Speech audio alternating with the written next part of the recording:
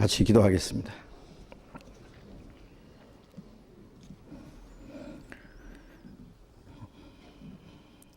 자비로우신 우리 아버지 하나님, 이 세상 많은 사람 가운데서 우리를 불러주시고 우리로 하여금 주님의 그 크신 사랑을 깨닫게 하시고 영원한 생명과 소망을 얻게 해주신 그 크신 은혜를 감사드립니다. 이 세상에는 그 어디에도 진정한 안식도 소망도 없습니다. 오직 죄와 저주와 거짓과 비참한 것만 이 세상에 가득합니다. 이 험악하고 악한 세상 가운데 살면서도 우리가 주님 안에서 주님이 주시는 평화와 안식을 누리며 영광스러운 소망 중에서 살아갈 수 있도록 항상 우리와 함께 계시고 인도해 주시는 주님 감사합니다. 이 땅 위에 우리의 나머지 삶이 오직 하나님의 거룩하신 뜻 가운데 하나님의 영광을 위해서만 살 수 있도록 우리를 더욱 거룩하게 구별해 주시고 우리의 마음과 생각이 하나님 보시기에 합당하도록 이 땅이 우리의 삶이 주님 앞에 헛되지 않도록 더욱 인도해 주시옵소서. 이 시간도 우리가 주님 앞에 함께 모여서 말씀을 배울 수 있도록 인도해 주신 주님, 우리 각 사람 주님이 굽어 살피시고 우리의 마음과 우리의 생활 속에 하나님 보시기에 합당치 못한 죄가 있으면은 말씀의 빛 앞에서 드러나게 하시고 주님의 보혈로 더 깨끗하게 해주시고 진리로 거룩하게 온전하게 해 주옵소서. 우리로 하여금 마땅히 어떻게 행할 것을 가르쳐 주시옵소서. 우리에게 맡기신 주님의 일에 우리의 마음과 우리의 힘과 모든 걸 바쳐서 충성할 수 있도록 인도해 주시옵소서. 이 시간 이곳에 참여하지 못한 우리 형제 자매들도 일일이 주님이 보살펴 주시고 더욱 주님을 가까이 할 수 있도록 주님의 말씀으로 더욱 새로워짐을 받을 수 있도록 주님께서 인도해 주시옵소서. 이 시간 우리에게 나타내고자 원하시는 주님의 거룩하신 뜻, 주님의 말씀을 우리로 하여금 더욱 알게 해 주옵소서. 주 예수님 이름으로 기도드렸습니다. 아멘.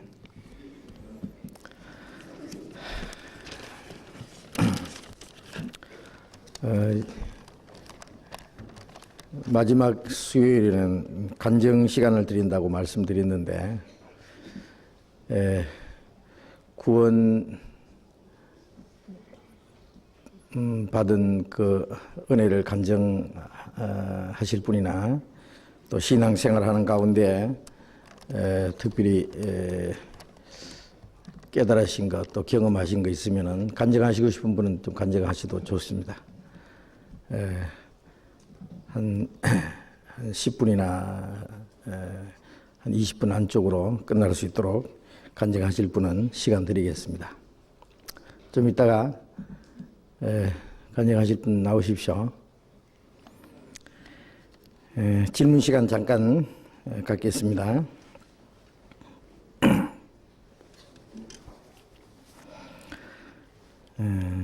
저는 직장 생활을 하고 있는 자매입니다.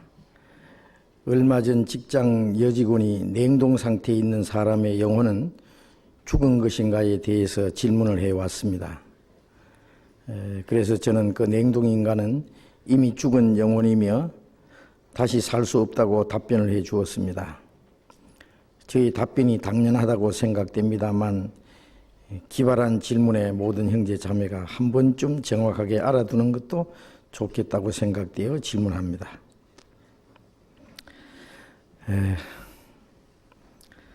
냉동 인간에 대해서 들어보셨죠? 얼마 전에도 텔레비전에서 지금 아마 미국에서 냉동 상태로 돼 있는 그 냉동 인간이 돼 있는 사람들이 꽤 있다고 들었습니다. 그리고 그걸 지원하는 사람들이 많답니다. 왜 냉동을 시키느냐 하면은 현재로서는 고칠 수 없는 그 병이 있는 사람,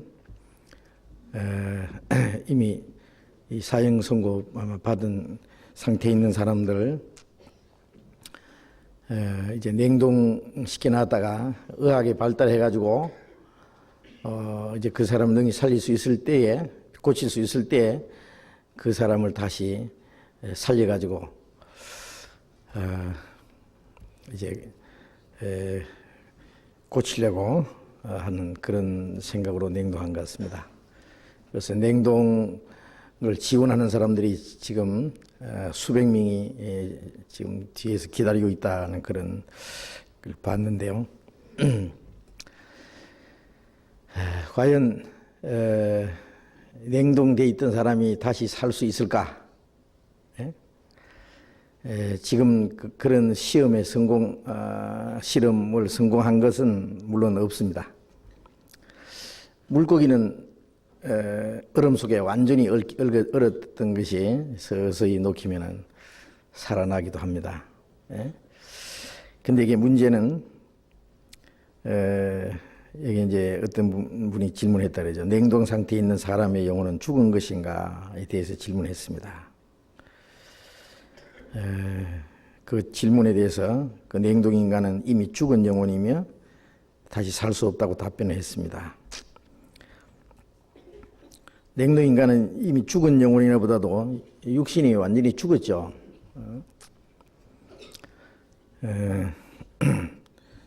앞에 질문은 냉동 상태에 있는 사람의 영혼은 죽은 것인가?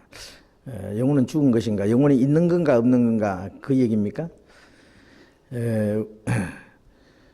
육체의 조직이 파괴돼 버리면은 육체 조직이 파괴된다고 하는 것은 심장이 멎는 걸 말합니다. 심장이 멎어버리면은 육체는 썩어버리는 거예요. 그래서 욥기 19장 26절에 있는 대로 나의 이것이 썩은 후에 내가 육체 밖에서 하나님을 보리라. 육체의 조직이 이제 파괴돼서 더 이상 육체가 살 수 없을 때, 즉 심장이 멎어버리면은 이제 썩습니다. 그러면 영혼은 육체 밖에 나가서 하나님을 만나게 됩니다. 그리고 전도서 12장 7절에 보면은 흙은 여전히 땅으로 돌아가고 육체는 흙이니까 원래대로 흙으로 돌아가고 신은 그 영혼은 주신 하나님께로 돌아가기 전에 기억하라. 그랬습니다. 그래서 영혼과 육신이 분리되는 게 죽음이고 육체의 생명이 끝날 때에 영혼은 육체 안에 머물러 있을 수 없기 때문에 떠납니다. 그러니까 냉동 상태에 있는 사람은요, 피를 완전히 빼버려요.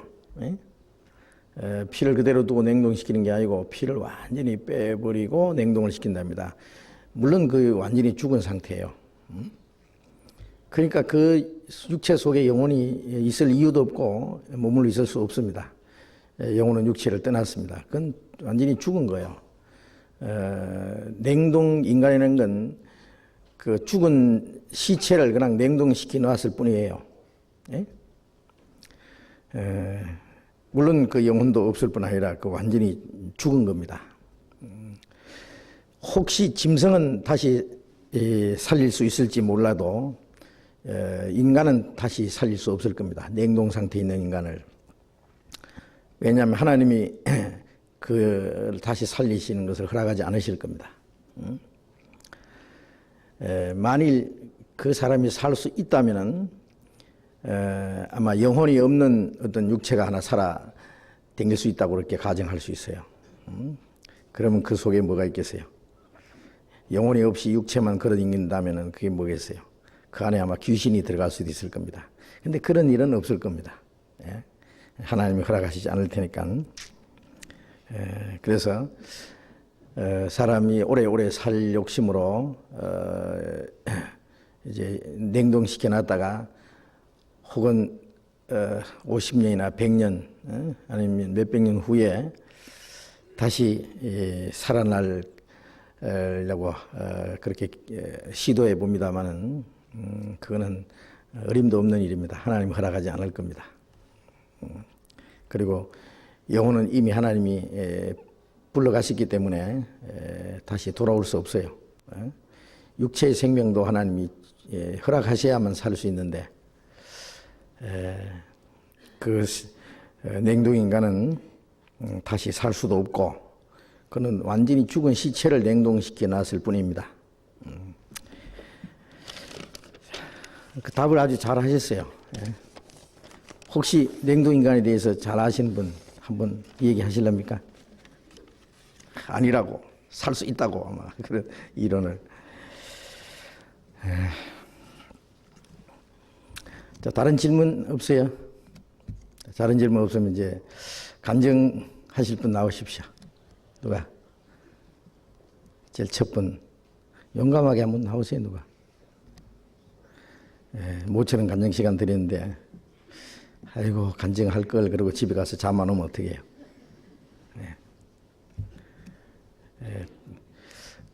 구원받은 이후에 이게 마음으로 믿어 의에 이루고 입으로 시인하여 구원에 이른다 그랬는데 물론 마음에 믿어서 구원을 받고 의롭다 함 받는 겁니다. 그런데 마음에 믿어지면은 그것을 누구에게든지 이 얘기를 하게 돼요. 우리의 말로 우리의 생활로 그 구원받은 사실을 이제 다른 사람들에게 나타내 보여야 됩니다. 예수님께서도 귀신 들린 사람은 고쳐 주시고 또 문둥이를 깨끗게 해 주시면서 네 가족들에게 가서 보이라고 그랬어요. 그래서 깨끗게 된 사실을 주님이 깨끗하게 하셨다는 사실을 사람들에게 보여야 됩니다. 가장 가까운 자기 가족들이나 친구들, 이웃 사람들에게. 그래서 마음에 믿어진 사실을 꾸밈 없이 주님이 자기 안에 이루어진 사실을 정확하게 이야기한다는 것은 필요합니다. 간증은 구원받기 이전에 자기의 상태, 자기가 뭐 오랫동안 교회 생활을 했다든지 죄 가운데 살았다든지 하나님을 모르고 살았다든지 막연히 종교 생활을 했다든지 이렇게 했는데 어떤 경우에 이렇게 전도를 듣고 말씀을 듣고 어떤 말씀을 통해서 무엇을 깨달았다. 어떤 사람은 간증하라 그러면요 가장 알맹이는 빼먹고 그냥 별로 중요하지 않는 얘기만 하고 내려가서 나중에 후회를 하는 사람이 있는데 주님이 나를 위해서 뭘 해주셨다고 하는 자기에게 구원받을 때 가장 그 중요하게 느낀 거 있잖아요. 깨달은 거. 자기 안에 이루어진 사실. 예를 들면 귀신 들린 사람은 주님이 내 귀신을 쫓아내 주셨다든지 문둥 환자는 내 더러운 문둥병자를 주님이 고치셨다든지 그런 식으로 나는 이런 비참한 죄인인데 주님이 나를 어떻게 해 주셨다. 내 죄를 어떻게 깨끗하게 해주셨다. 어떻게 구원해 주셨다는 그래서 지금 마음과 생활이 어떤 변화를 받고 지금 어떻게 생활하고 있다. 그런 것을 그 꾸밈 없이 있는 그대로 이 얘기를 하시면 됩니다. 자, 간증하실 분 뻘떡이 나서 보세요. 용기를 못 내시네. 나중에 이제 서로 나오려고 이제 그런다고 이제 또 점수.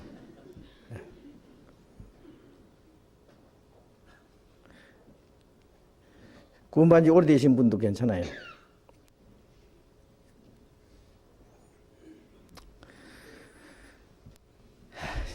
뜸 들이다가 이제 할란가. 이따가 시간이 있으면 제가 나중에 시간 드릴 텐데 제가 설교하고 나면 시간이 없을 것 같은데. 방석 깔아놓으면 뭐 안 한다 하더니. 자, 그러면 사도행전 공부하겠습니다. 나중에 시간 있으면 제가 간증 시간 드리겠습니다. 사도행전 10장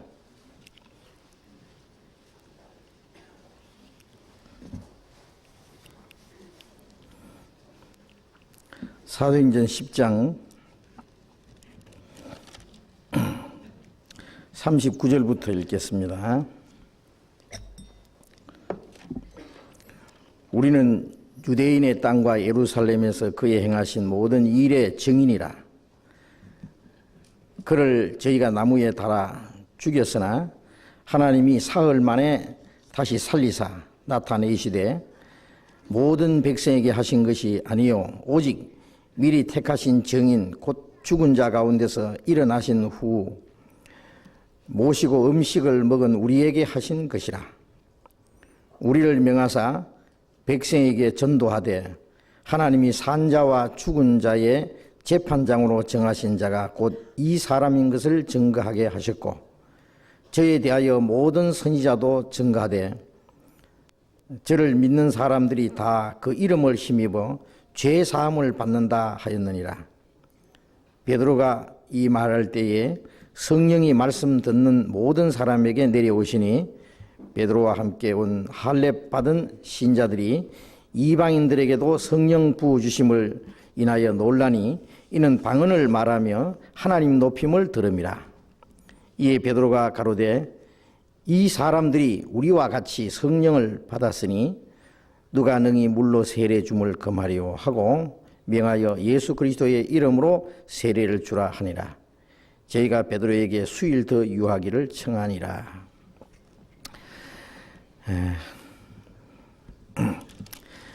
지금 수요일 저녁에 사도행전을 계속 공부하고 있는데 질문 시간이 많아서 이 사도행전을 많이 배우지를 못했습니다. 진행되지를 못했습니다. 이제 사도행전 10장 내용은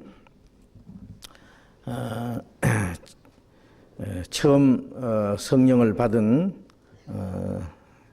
사도들과 초대교회 성도들이 예루살렘에서부터 시작해서 복음을 전하는 가운데 처음에는 유대인들에게만 복음을 전해야 될 줄로 생각을 했습니다. 그래서 처음 성령을 받은 120명이 다 유대인들이고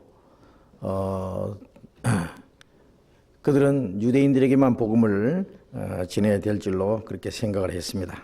예수님 말씀은 예루살렘과 온 유대와 사마리아와 땅끝까지 이르러 내 증인이 되리라.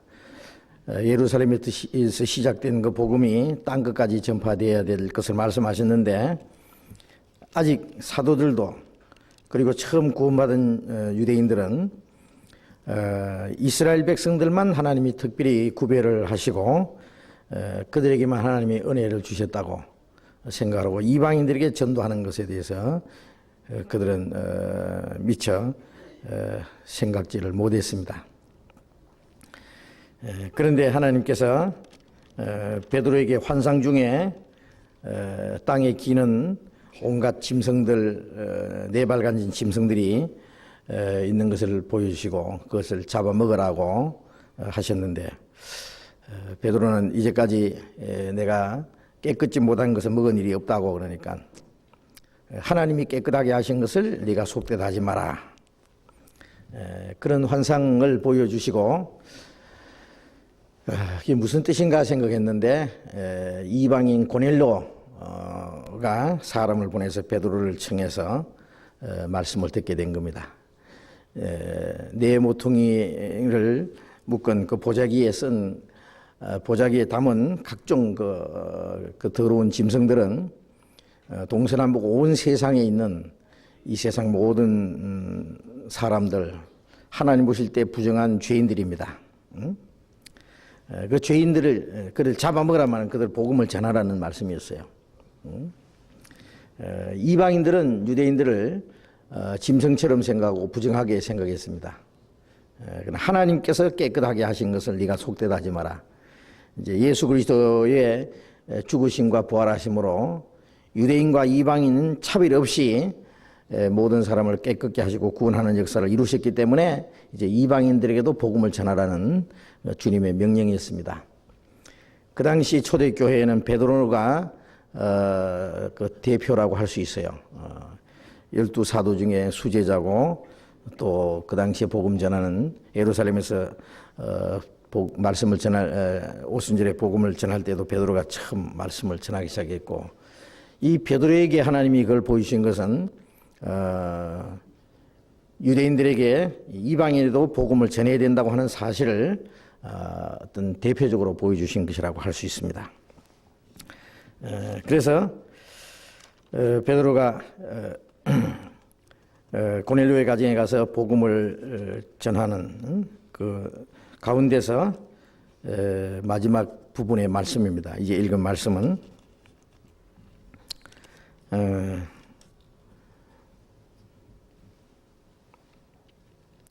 39절에 우리는 유대인의 땅과 예루살렘에서 그의 행하신 모든 일의 증인이라. 그를 저희가 나무에 달아 죽였으나 하나님이 사흘 만에 다시 살리사 나타내시되, 우리는 유대인의 땅과 예루살렘에서 그 행하신 모든 일의 증인이라. 그의 행하신 모든 일이라는 것은 예수님이 이 세상에 오셔서 예루살렘부터 시작해서 유대 땅에 두루 다니시면서 예수님이 행하신 모든 일들, 그리고 예수님이 죽으시고 부활하심으로 이루신 사실들, 예수님이 죄인을 구원하는 역사를 하신 그 모든 일의 증인이라.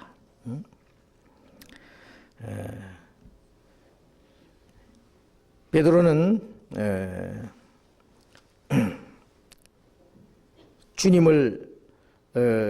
주님께 배우고 주님의 죽으심과 부활하심을 본 사람으로서 증인된 입장에서 우리는 당연히 이것을 전하지 않을 수 없고, 이것은 유대인들에게뿐 아니라 온 세상 사람들이 허락한 것이기 때문에 그 사실을 우리는 전한다 하는 내용을 여기에 얘기하고 있습니다. 저희가 나무에 달아 죽였다는 것은 유대 종교가들입니다. 그러나 하나님이 사흘 만에 다시 살려서 나타내셨다. 이 41절에 모든 백성에게 하신 것이 아니요 오직 미리 택하신 정인 곧 죽은 자 가운데서 일어나신 후 모시고 음식 먹은 우리에게 하신 것이라. 예수님이 부활하신 이후에 부활하신 예수님은 모든 백성에게 나타나신 것이 아니다. 사도행전 1장 3절에 보면은 해 받으신 이후 많은 정인으로 친히 사심을 나타내사 40일 동안 저희에게 보이시며 하나님의 나라의 일을 말씀하셨다 그랬는데요. 부활하신 예수님이 40일 동안 부활하신 사실을 많은 사람들에게 나타내 보여주셨습니다. 그런데 부활하신 예수님이 모든 백성에게 나타나신 것이 아니다. 오직 미리 택하신 정인, 미리 택하신 정인들은 특별히 12제자, 가룟 유다는 거기서 실격자가 되었습니다마는 대신에 마띠아가 그 12제자 중에 들어갔죠. 주님이 미리 택하신 정인들, 12 사도뿐 아니라 나중에 많은 부활하신 예수님을 본 사람들입니다. 그들에게 주님이 나타내 주셨습니다. 구원받은 주님을 믿는 모든 사람들은 주님을 증거할 사람들입니다. 12사도는 그 중에 대표라고 할 수 있고, 그래서 택하신 정인이라고 하는 것은 처음 12사도뿐 아니라 모든 믿는 사람들이라고 할 수 있어요. 여기에 특별히 주님의 부활하심을 본 사람들. 그래서 택하신 정인 곧 죽은 자 가운데서 일어나신 후에 모시고 음식을 먹은 우리에게 하신 거예요. 처음 부활하신 예수님이 제자들과 같이 음식을 잡수셨잖아요. 그건 이제 12제자들입니다. 그런데 여기서 모든 사람들에게 나타나지 않고 특별한 사람들에게만 나타났습니다. 12제자에게와 또 고린도전서 15장 3절부터 보면은 부활하신 예수님이 여러 번 나타나셨는데 어떨 때는 500여 명에게 동시에 나타났다고 되어 있어요. 그런데 부활하신 주님을 본 사람들은 전부 구원을 받은 사람들입니다. 지금은 이제 누가 구원을 받았느냐 안 받았느냐 지금 이제 구별하기가 참 얼른 어렵잖아요. 구원을 받았다고 간증을 하면은 이제 우리가 구원이라고 일단 인정을 하는데 그 사람이 참으로 구원 받는지 안 받는지 그건 좀 두고 봐야 합니다. 근데 이제 예수님이 부활하신 이후에 40일 동안 이 세상에 그 부활하신 사실을 나타내 보였을 때요. 그때는 누가 구원받는지 안 받는지 아마 분비하기가 아주 쉬울 것 같습니다. 그것은 부활하신 주님을 본 사람들은 다 구원을 받은 거예요. 예? 모든 사람들에게 나타나지 않고 12사도에게와 그리고 나중에는 500여 명에게 동시에 나타났다고 했으니까요.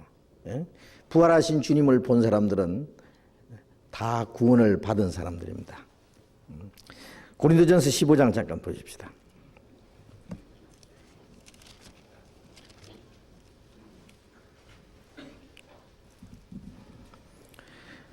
고린도전서 15장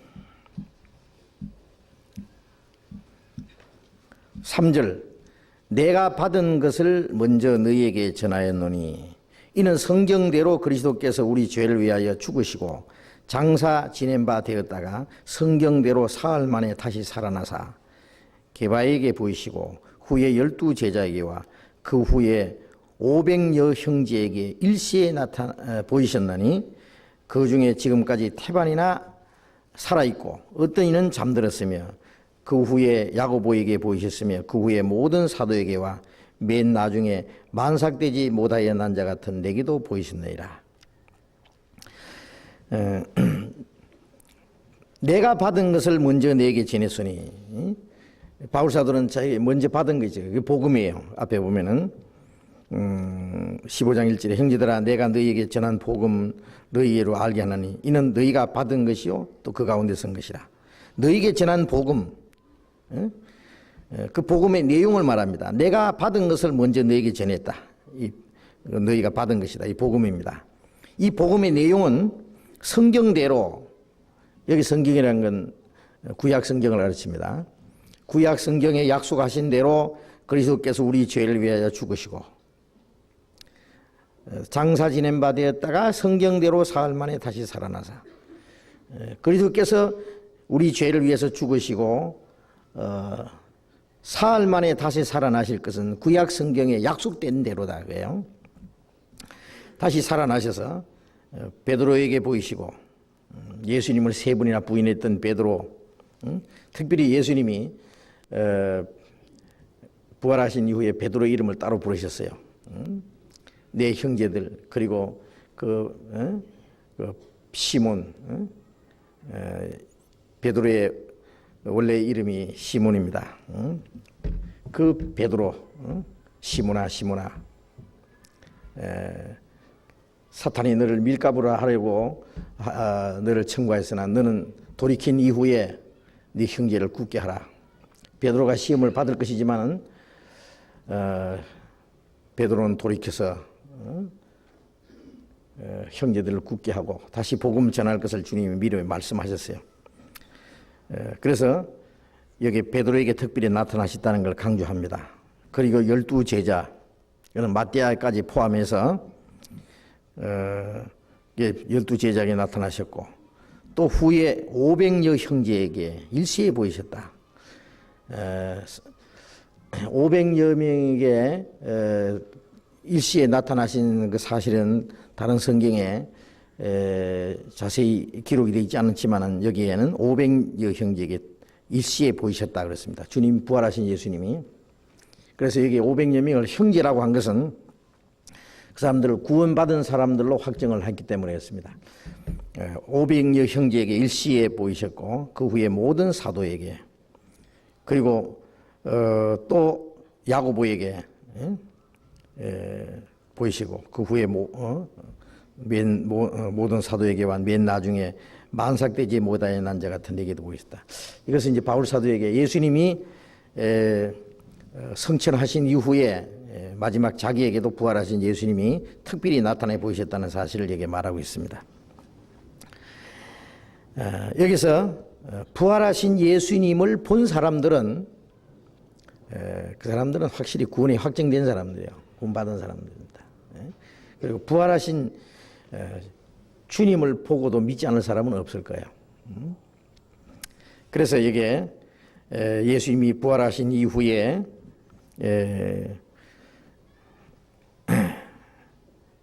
모시고 음식을 먹었다. 주님이 갈릴리 바닷가에서 처음 제자들을 부르시던 그 갈릴리 바닷가에서 다시 나타나서 7 제자가 밤새도록 물고기를 잡으러 나갔지만 한 마리도 잡지 못했을 때 예수님이 그물을 배 오른편에 던지라. 그래서 큰 물고기가 153마리가 잡혔다 그랬습니다. 그리고 예수님이 그 제자들을 언덕으로 불러 올리셨습니다. 얘들아 와서 조반을 먹어라. 가보니까 숯불이 있고 그 위에 떡과 생선이 놓였더라. 와서 먹으라 그랬어요. 부활하신 예수님이 그 제자들에게 떡과 생선을 주셨어요. 떡은 예수님 자신이고 생명의 떡 대신 주님을 가르치는 그 생선은 구원받은 성도들을 특별히 생선이라고 했습니다. 그래서 또 누가복음 24장에도 예수님이 갑자기 나타났을 때 유령이라고 생각했습니다. 그래서 예수님이 영은 살과 뼈가 없으되 나는 다 있느니라 만져보라 그러고 먹을 것이 있느냐 그러니까 구운 생선 한 토막을 갖다 대니까 예수님이 잡수셨다 그랬어요. 예수님이 실제로 살아나신 사실을 입증해 보이신 겁니다. 먹을 수도 있다고요. 아마 예수님이 영인 것 같으면은 이렇게 구운 생선을 잡수시면은 요래 내려가는 것까지 다 보이실 거예요. 투명하게. 그런데 부활하신 예수님은 제들과 함께 음식을 잡수시고, 그래서 그 생선, 구운 생선 한 토막을 드렸다는 것은 예수님이 십자가 죽으심으로 이게 생명의 떡이 되신 동시에 구원받은 사람은 한 토막 생선처럼 주님께 드려서 주님이 잡으시는 거예요. 그래서 나는 그로도 벌어먹고 그는 나로도 벌어먹으리라. 주님이 죽으심으로 우리에게 영원한 생명을 주셨고 구원받은 사람은 또 한 토막 생선처럼 주님께 드린다고 하는 것은 우리의 모든 생애를 주님께 드려서 순종하는 그 생애가 그 생선 한 마리 드리듯이 드리는 겁니다. 그래서 떡과 생선이라고 하는 것은 주님의 생명을 우리가 먹고 우리 자신을 주님께 드리는, 그래서 주님과 우리와의 진정한 교제가 이루어지는 것을 가르치는 겁니다. 예수님의 죽으심과 부활하심으로 구원받은 사람들이 주님과 진정한 그 교제가 이루어지고 생명 안에서의 연합이 이루어진 겁니다. 그 사도들은 모든 구원받은 사람의 대표고 우리도 거기에 마찬가지로 그 은혜에 우리도 참여하게 된 겁니다. 그래서 아까 말씀드린 대로 주님의 부활하심을 본 모든 사람들은 구원을 받은 사람들이고 동시에 지금은 구원받은 모든 사람들은 주님을 본 사람들입니다. 예? 그 40일 동안 예수님이 나타났을 때는 정말 이 눈으로 주님을 볼 수 있는, 부활하신 예수님을 볼 수 있는 그런 모습이었고, 예수님은 성천하신 이후에는 예수님이 도마에게 말씀하신 대로 도마는 예수님을 보고도 못 믿겠다고, 만져봐야 믿겠다고 그랬어요. 정말 눈으로만 아니라 내 손으로 만져보고 손가락을 예수님 옆구리 창자국에 넣어보지 않고는 못 믿겠다고. 그래서 예수님이 도마에게 만져보라 그랬어요. 네 손을 내밀어서 이 못자국을 만져보고 창자국 만져보라고. 아마 부활하신 예수님에게 그 상처 자국은 그대로 남아있었던 것 같습니다. 그래서 만져보고는 나의 주시오 나의 하나님이십니다. 너는 나를 본 거로 믿느냐? 보지 못하고 믿는 자는 더욱 복되도다. 자, 우리가 눈으로 보지 못했지만은 우리의 마음의 눈으로서 믿음의 눈으로 주님을 보는 겁니다. 믿음은 바라는 것들이 실상에 보지 못하는 것들의 증거라는 말씀처럼, 히브리서 11장 1절에 맞는 말씀처럼 보지 못하는 것이지만은 보지 못하는 것을 본 것 이상으로 믿는다 그래요. 본 것이나 직접 본 것이나 조금도 다름없이. 그래서 구원받은 사람은 실제로 본 사람들입니다. 마음으로 본 사람들이에요. 우리가 하나님을 보지 않았지만 하나님의 존재를 확실히 믿고 하나님의 능력을 믿고 하나님의 계획도 믿지 않습니까? 이 말씀을 통해서. 말씀을 통해서 우리는 믿는 겁니다. 그것은 눈으로 보는 것보다도 더 확실한 증거예요. 눈은 헛것을 볼 수도 있지만은 이 말씀을 통해서 우리가 믿는 것은 헛것이 있을 수가 없어요. 그래서 우리가 구원받은 사람은 부활하신 예수님을 본 사람과 조금도 다름이 없습니다. 그래서 우리도 주님을 본 사람들입니다. 마음으로 본 사람들입니다.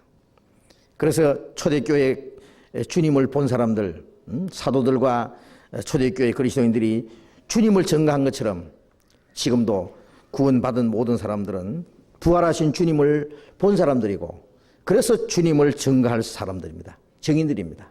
그래서 우리는 보고 들은 것을 전하지 않을 수 없다.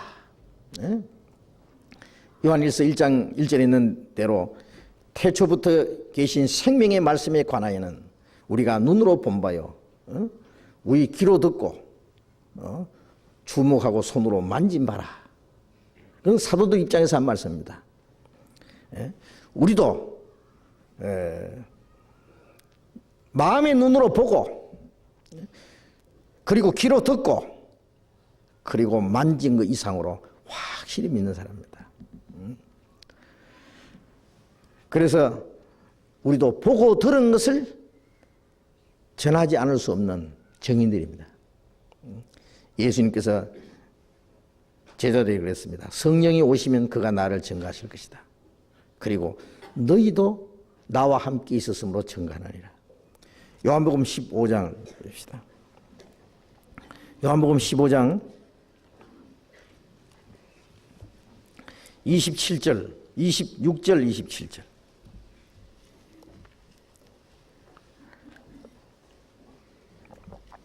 같이 읽겠습니다.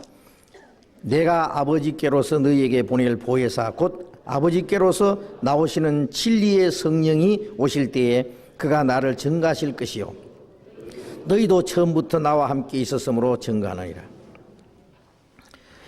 진리의 성령이 오실 때에 그가 나를 증거하실 것이다.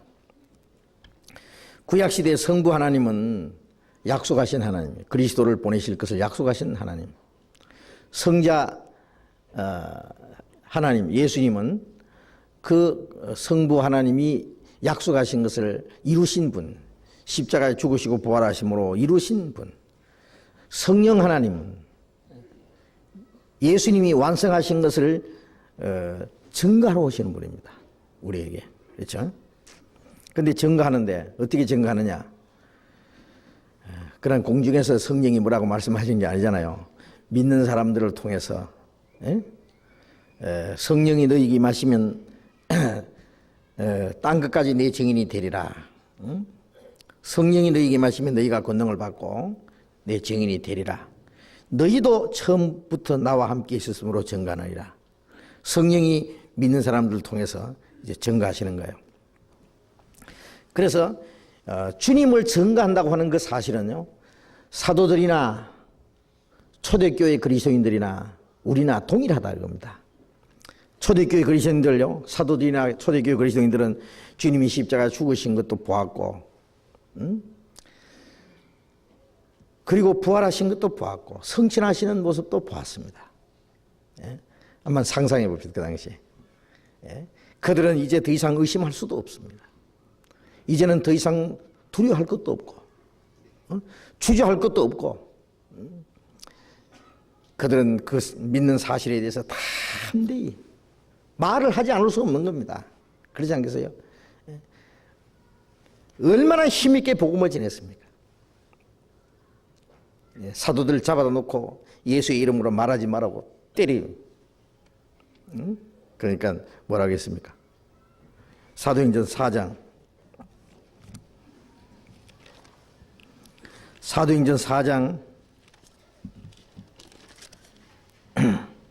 20절 19절부터 봅니다. 베드로와 요한이 대답하여 가로되 하나님 앞에서 너희 말 듣는 것이 하나님 말씀 듣는 것보다 옳은가 판단하라. 우리는 보고 들은 것을 말하지 아니할 수 없다 하니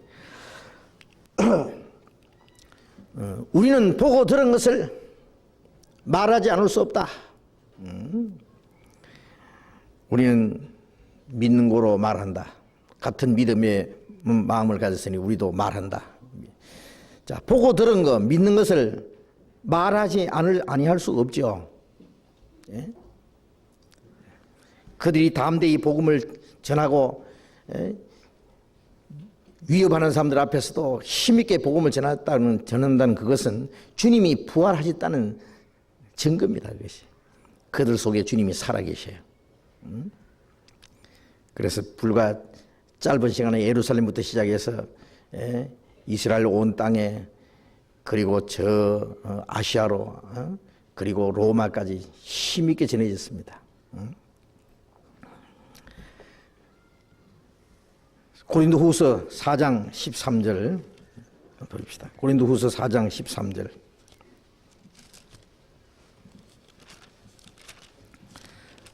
(4장 13절)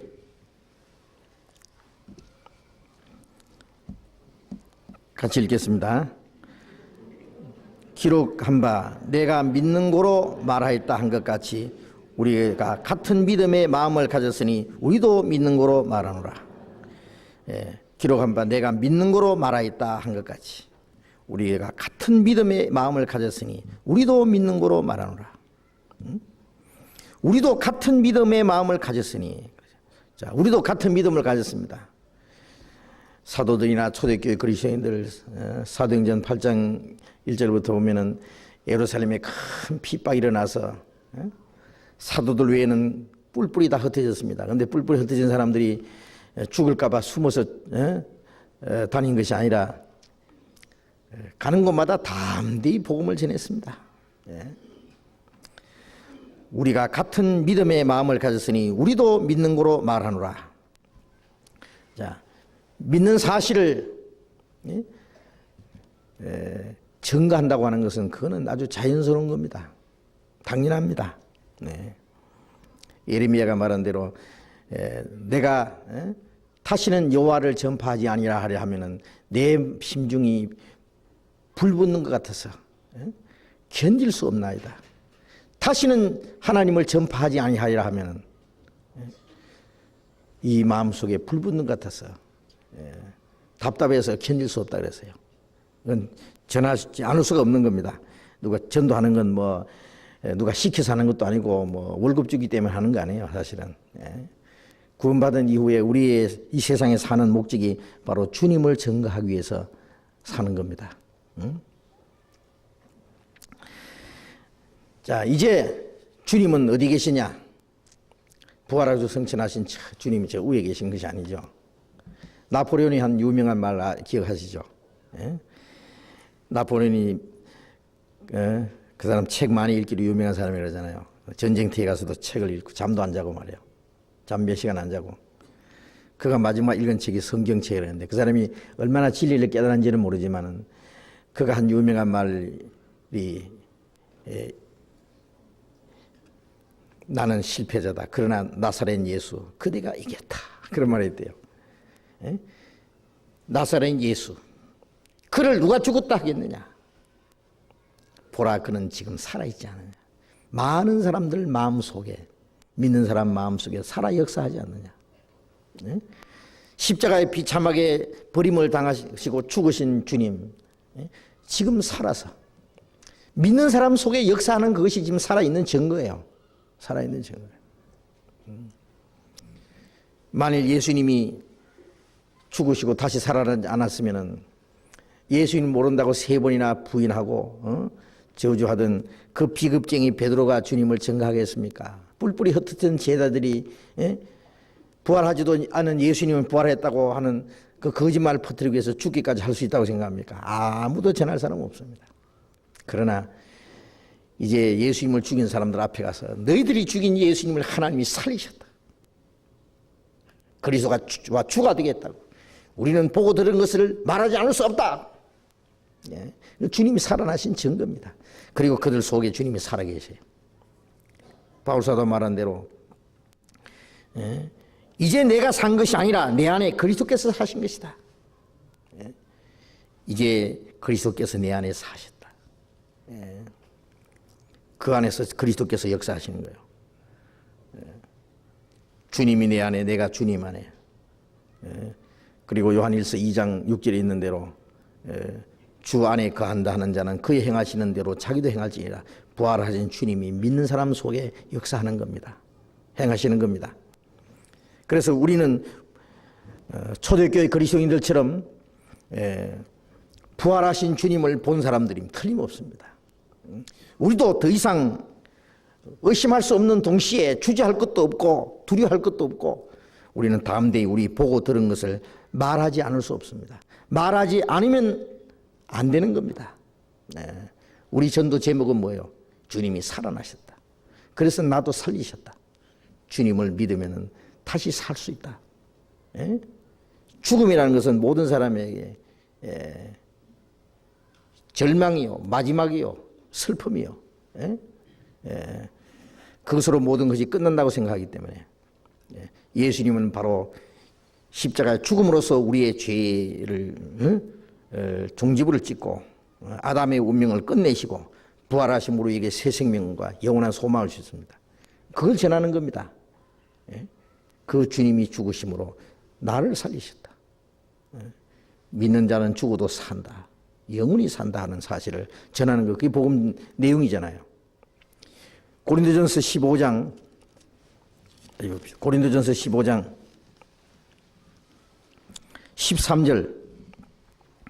13절부터 만일 죽은 자의 부활이 없으면 그리스도도 다시 살지 못하셨으리라. 그리스도께서 만일 다시 살지 못하셨으면 우리의 전파하는 것도 헛것이요 또 너희 믿음도 헛것이며 또 우리가 하나님의 거짓 증언으로 발견되리니 우리가 하나님이 그리스도를 다시 살리셨다고 증거하셨습니다. 만일 죽은 자가 다시 사는 것이 없으면 하나님이 그리스도도 다시 살리시지 아니하셨으리라. 네. 만일 죽은 자가 부활이 없다면 그리스도도 다시 살지 못하셨으리라. 주님이 혼자 죽으셨다고 혼자 살아나신 게 아니라 주님의 죽으심은 우리의 죽음을 대신한 것이요. 예? 주님의 부활하심은 우리를 살리시기 위한 것. 죽은 자가 부활하지 않을 것 같으면 주님도 살지 않았을 것이다. 주님이 부활하지 않았으면 우리도 우리가 전파하는 것도 헛것이고 우리 믿음도 헛것이다. 우리가 다 거짓 증인이다. 왜? 하나님이 그를 다시 살리셨다고 우리가 증거했기 때문에. 자, 우리 전도 내용은 주님이 다시 살아나셨고 그로 말미암아 우리에게 영원한 소망을 주셨다는 사실입니다. 사도행전 10장 다시 돌아가 봅시다. 10장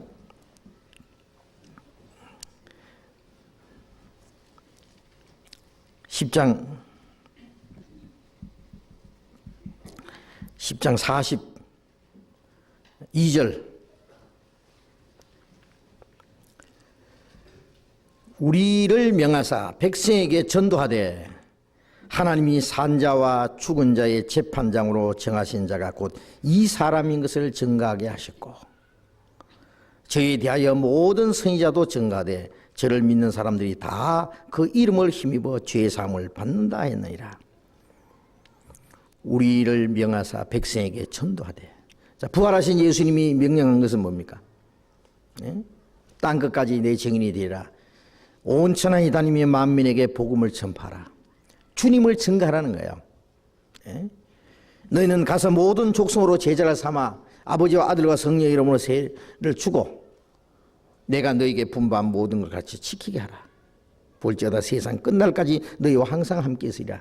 부활하신 예수님이 명하신 것은 뭐예요? 그 사실을 증거하는 거예요. 부활하심을 본 사람들은 다 구원받은 사람들이고 구원받은 사람들은 부활하신 주님을 본 사람들이고 그 문제는 우리와 동일하다고요. 그리고 구원받은 모든 사람에게 주님이 명하신 것은 주님을 증거하라는 겁니다. 그건 명령이에요. 복음을 전하라는 것은요, 우리는 복음을 전해도 되고 안 전해도 되는 게 아니에요. 안 전하면 안 되는 거예요. 바울이 말한 대로 내가 복음을 전하지 않으면 내가 저주를 받을 것이라고, 내게 화가 있을 거라고.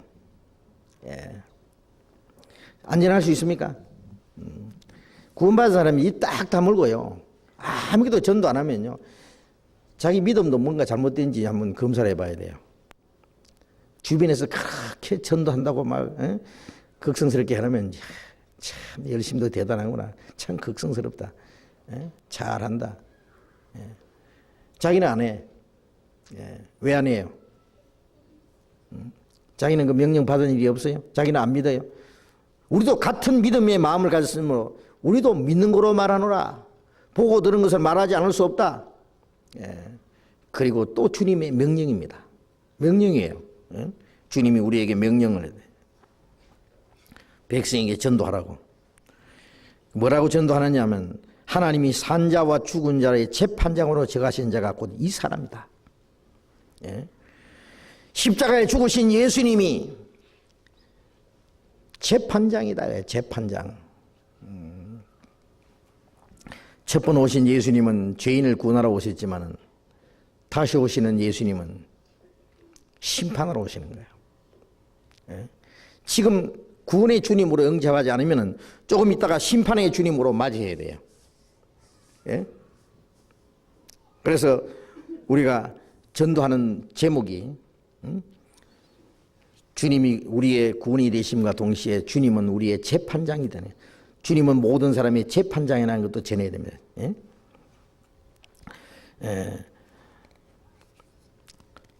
산자와 죽은 자의 재판장으로 정하신 자가 곧 이 사람이다. 여기 산자는 지금 살아있는 사람, 그리고 이미 죽은 사람. 죽은 사람은 끝났습니까? 한 번 죽는 사람에게 정한 것이고 그 후에는 심판이 있으리니, 무덤 속에 있는 자들 다 끄잡아내가지고 악한 일을 행한 자는 심판의 부활로 나오리라. 부활시켜가지고 심판할 거야. 영혼과 육신을 함께 심판해서 그냥 영원한 둘째 사망 불못으로 던져버릴 겁니다. 주님이 심판장이라는 것도 전해야 됩니다. 요한복음 3장,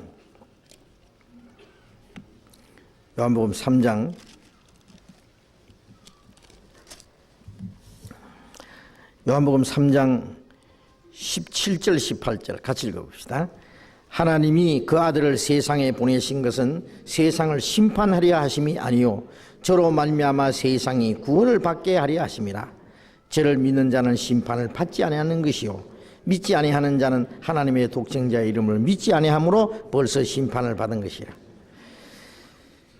하나님이 그 아들을 세상에 보내신 것은 세상을 심판하려 하심이 아니요 저로 말미암아 구원받게 하려 함이라. 예수님이 첫 번 오신 예수님은 물론 심판하러 오신 것이 아니라 구원하러 오셨습니다. 그래서 저를 믿는 자는 심판을 받지 않는 것이요 우리가 받을 심판을 주님이 받으셨기 때문에 우리는 그 사실을 믿을 때 우리가 받아야 될 심판은 주님이 받으셨다. 우리가 받을 저주 형벌은 주님이 몸이 다 담당하셨다. 주님이 죽으시고 장사됨으로 우리의 죄는 그 안에서 다 장사되고 다 끝났다. 부활하심으로 우리에게 영원한 새 생명을 주셨다. 그래서 믿는 자는 심판을 받지 않는다는 걸 믿습니다.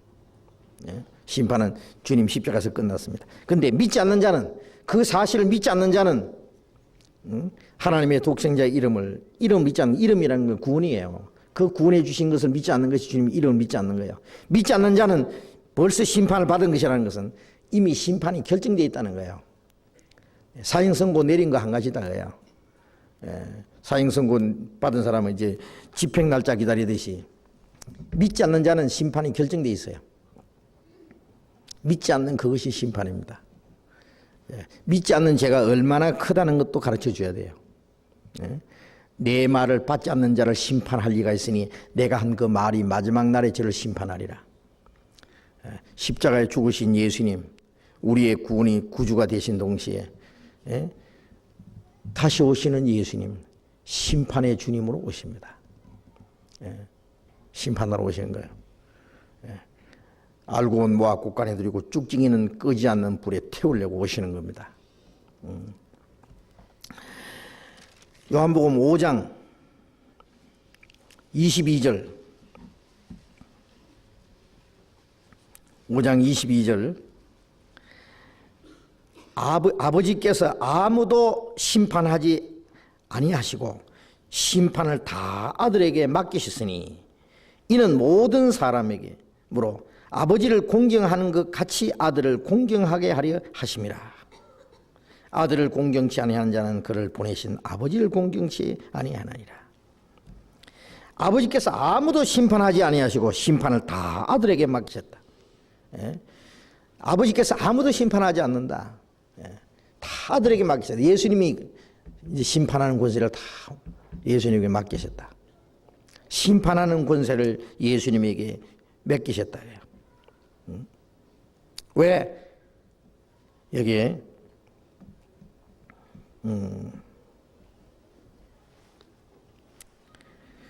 예수님이 십자가에 죽으심으로 고난을 받으신 주님이기 때문에 심판하는 권세를 그에게 맡겼습니다. 아들에게 맡기신 그 심판하는 권세를 다 아들에게 맡기신 것은 이는 모든 사람으로 아버지를 공경하는 것 같이 아들을 공경하게 하랍니다. 심판이라는 것은 권세입니다. 권세. 심판하는 권세를 받은 사람 앞에는요, 전부 두려워하죠. 아주 벌벌 깁니다. 이 세상에서도요, 그 뭐 검사나 판사나 대법원장이나 그 사람들 앞에서는요, 뭐 전부 다 두려워하고 그를 공경할 수밖에 없습니다. 권세를 가졌기 때문에. 자, 예수님은 심판하는 권세를 가지신 분입니다. 왜? 많은 사람들이 그를 두려워하고 그를 믿고 공경하게 하기 위해서입니다. 그랬습니다. 아들을 공경치 않는 자는 아버지를 공경치 않으리라. 우리를 구원해 주신 주님, 영원한 생명과 심판의 권세를 가지신 분, 하늘과 땅의 모든 권세를 맡으신 분입니다.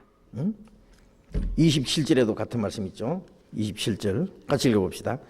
또 인자됨을 인하여 심판하는 권세를 주셨느니라. 인자됨을 인하여라는 것은 예수님이 육신을 입고 오셔서 죽으심으로 그 말입니다. 죽으심으로 심판하는 권세를 그가 받으셨다.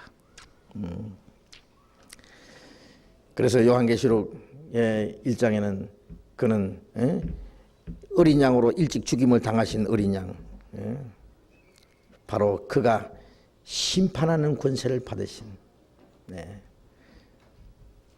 사자입니다. 사자, 왕이신 주님, 어린 양이신 주님이 이제는 이제 사자, 라이온, 아주 만왕의 왕으로 다시 오실 거예요. 다스리는 분으로. 사도행전 17장을 보겠습니다. 17장.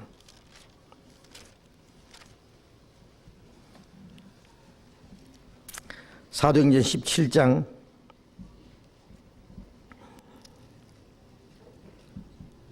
30절 31절 같이 읽어봅시다. 알지 못하던 시대에는 하나님이 허물치 아니하셨거니와 이제는 어디든지 사람을 다 명하사 회개하라 하셨으니 이는 정하신 사람으로 하여금 천하를 공의로 심판할 날을 작정하시고 이에 저를 죽은 자 가운데서 다시 살리신 것으로 모든 사람에게 믿을 만한 증거를 주셨음이니라 하니라. 알지 못하던 시대에는 복음이 전파되기 이전에, 예수님이 오시기 전에는 믿을 수도 없고 복음이 전해지지 않는 시대니까 믿고 안 믿는 것을 허물치 않았다. 그 시대 사람들은 이제 양심에 의해서 심판을 받을 거예요. 심판의 표준이 다르죠. 그러나 이제는 어디든지 사람을 다 명하사 회개하라 하셨으니 이제는 이 복음이 전파된 이후에는 어디든지입니다. 온 세상에 다 회개하라고. 회개하라는 것은 하나님께 믿고 구원받는 것이 회개입니다. 이 회개가 두 종류가 있죠. 탕자가 아버지께 돌아오는 게 그게 회개입니다. 우리 한문으로 보면 뉘우치고 고치는 거야. 뉘우칠 해자에다 고칠 개자. 회개는 자기가 죄인 것을 깨닫고 그 자리에서 일어나서 아버지께로 돌아오는 거. 탕자가 나는 굶어 죽는구나. 내가 아버지께 죄를 지었으면 이제 아버지께 돌아가리라. 일어나서 돌아가는 그게 회개입니다. 그건 평생에 한 번밖에 없어요. 구원받는 게 회개입니다. 구원받지 않고 주님이 구원해 주신 사실을 믿지 않고 죄 때문에 계속 울고 통회하고 자백하고 하는 그게 회개가 아니에요. 그건 가룟 유다가 계속 죄 때문에 울다가 자살한 강아지예요. 그건 회개가 아니에요. 그래서 구원을 받는 것, 자기가 죄인인 걸 깨닫고 하나님께 돌아와서 그 은혜로 말미암아 구원받는 것이 이게 여기 말하는 회개입니다. 그 다음에 이제 그건 근본적인 회개라고 할 수 있고, 부분적인 회개는 구원받은 이후에 우리의 생활 속에 잘못하는 게 있잖아요. 그는 그때 뉘우치고 돌이키는 거, 그것도 회개입니다. 그래서 요한계시록 2장에 에베소 교회 사자에게 편지하기를 네가 처음 사랑을 버렸다. 그러므로 어디서 떨어진 것을 생각하고 돌이켜 회개하여 처음 행위를 가지라. 그래서 회개하라는 것은 우리 생활 속에 잘못된 걸 돌이키는 거예요. 그 회개. 그래서 어딘지 사람을 다 명하사 회개하라 하셨으니 이건 믿고 구원받으라 그 뜻이에요. 하셨으니 이는 정하신 사람으로 하여금 천하를 공의로 심판할 날을 작정하시고, 정하신 사람 물론 예수님입니다. 죽은 자와 산 자를 심판하실 자를 정했다 그래요. 예수님을 심판주로 정했습니다. 심판장입니다. 심판장. 정하신 사람으로 하여금 천하를 공의로 심판할 날을 작정하시고, 하나님의 사랑을 믿지 않는 사람, 하나님의 사랑을 믿지 않는 사람은 공의로 심판합니다. 그래서 공의로. 하나님의 사랑을 거부하면은 하나님의 공의밖에 없어요. 이제 공의로, 천하를 공의로 심판할 날을 작정하시고, 심판할 날이 작정되어 있어요. 모든 죽은 자들이 그 대심판 날 다 그 앞에 가서 심판을 받을 겁니다. 요한계시록 20장 12절에 보면은 죽은 자들이 물은 대수하고 그 보좌 앞에, 심판자 앞에 서서 각 사람이 자기 행위대로 심판을 받고, 둘째 살망 불못에 던지오더라. 누구든지 생명책에 기록되지 못한 자는 불못에 던지오더라. 그 심판을 받을 거예요. 그 심판 날도 작정되어 있습니다. 심판장도 이미 정해져 있고, 그리고 심판 날도 작정되어 있습니다. 이에 저를 죽은 자 가운데서 다시 살리신 것으로 모든 사람에게 믿을 만한 증거를 주셨습니다. 예수님이 죽으시고 부활하심으로 모든 사람에게 믿을 만한 증거를 주셨다. 그게 믿을 증거입니다. 예수님이 죽으시고 부활하신 게 믿을 만한 증거고, 그거를 믿지 않는 자는 믿지 않는 그것이 심판받을 조건입니다. 그 심판을 받도록 되어 있어요. 또 베드로전서 4장, 신약성경 381페이지,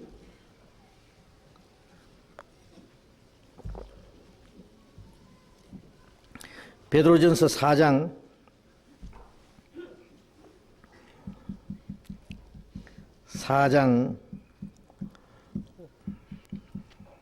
4절 5절 같이 읽어봅시다. 이러므로 너희가 저희와 함께 그런 극한 방탕에 다름질하지 아니한 것을 저희가 이상히 여겨 비방하나 저희가 산 자와 죽은 자를 심판하기를 예비하신 자에게 직구하리라. 너희가 저희와 함께 그런 극한 방탕에 다름질하지 아니한 것을 저희가 이상히 여겨 비방하나, 어제같이 같이 술 먹고 같이 죄 짓고 나쁜 짓 하는 친구가 한 사람 깨달았어요. 깨닫고 돌이키니까요, 어떻게 합니까? 이상히 여기죠.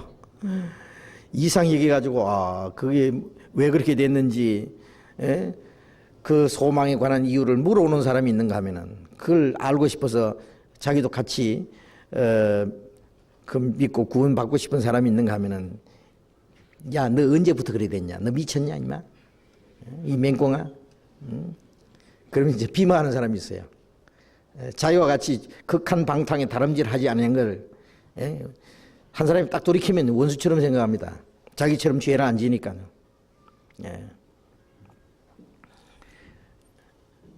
무슨 뇌물이 한 덩어리 탁 와서 이제 갈라 먹자고요. 나는 전에는 그런 거 먹었지만 나는 안 먹는다. 그러면 야 임마 언제부터 그래 이 배신자야. 그러면 이제 그때부터 원수 되는 거예요. 자기같이 죄 안 지면 그때부터 원수 됩니다. 그래서 극한 방탕에 다름질하지 않은 것을 저희가 이상하게 비방하나 저희가 산자와 죽은 자를 심판하기를 예비하신 자에게 직구하리라. 그 모든 죄를 직구하리라. 산자와 죽은 자를 심판하기를 예비하신 자에게. 이 심판은 물론 구원받지 못한 모든 사람입니다. 살아있는 사람과 이미 죽은 모든 사람들 하나님 앞에 가서 다 심판을 받을 거야. 그 앞에 가서 자기 입으로 자기 죄를 다 자백하고 자기 행한 대로 그 심판을 받을 겁니다. 그래서 우리는 구원의 주님이신 동시에 심판장이신 주님을 우리는 전해야 됩니다. 그래서 심판 하실 그 사실도 미리 경고해 놔야 돼요. 심판받든지 구원받든지 지금 구원받든지 구원 안 받으면 장차 심판받든지 둘 중에 하나 택하라고. 사도행전 10장에 다시 가봅시다. 10장 42절 다시 봅니다. 우리를 명하사 백성에게 전도하되 하나님이 산자와 죽은 자의 재판장으로 정하신 자가 곧 이 사람인 것을 증거하게 하셨고 저에 대하여 모든 선지자도 증거하되 저를 믿는 사람들이 다 그 이름을 힘입어 죄 사함을 받는다 했느니라. 여기 베드로는 이 예수 그리스도로 말미암아 구원받는 사실이 갑자기 생긴 일이 아니다. 이것은 미리 오래전에 선지자들로 말미암아 약속된 것이라는 것을 여기에 말하고 있습니다. 죄에 대하여 모든 선지자도 증거했다. 우리만 증거하는 것이 아니다. 이미 구약시대 이스라엘 역사 속에서 많은 선지자를 통해서 증거했다. 선지자도 증거하되 저를 믿는 사람들이 다 그 이름을 힘입어 죄 사함을 받는다 했느니라. 자, 이게 사실이 이제 가장 중요하죠. 주님이 부활하신 사실을 증거하고 바로 그 주님이 심판자이신 것 증거하고 그리고 그 주님으로 말미암아 믿는 사람들이 다 그 이름을 힘입어 죄 사함을 받는다. 죄 사함 받는다는 사실을 그 이름을 힘입어 죄 사함을 받는다. 그 이름을 힘입다는 것은 그 공로를 힘입어서 예수님이 공로를 힘입어서 의롭다 안 받는다는 사실을 전하는 겁니다. 복음에는 하나님의 의가 나타나서 믿음으로 믿음에 이르게 하나니 복음에는 하나님의 의가 있습니다. 하나님의 의. 사도행전 13장 38절 38절입니다. 똑같이 읽어봅시다. 그러므로 형제들아 너희가 알 것은 이 사람을 힘입어 죄의 사함을 너희에게 전하는 이것이며 또 모세의 율법으로 너희가 의롭다 하심을 얻지 못하던 모든 일에도 이 사람을 힘입어 믿는 자마다 의롭다 하심을 얻는 이것이니라. 너희가 알 것은 이 사람을 힘입어 죄 사함을 너희에게 전하는 것이다. 예수님을 힘입어서 죄 사함을 너희에게 전하는 것이다. 우리가 복음 전하는 복음의 가장 이제 결정적인 결론과 핵심은 뭐예요?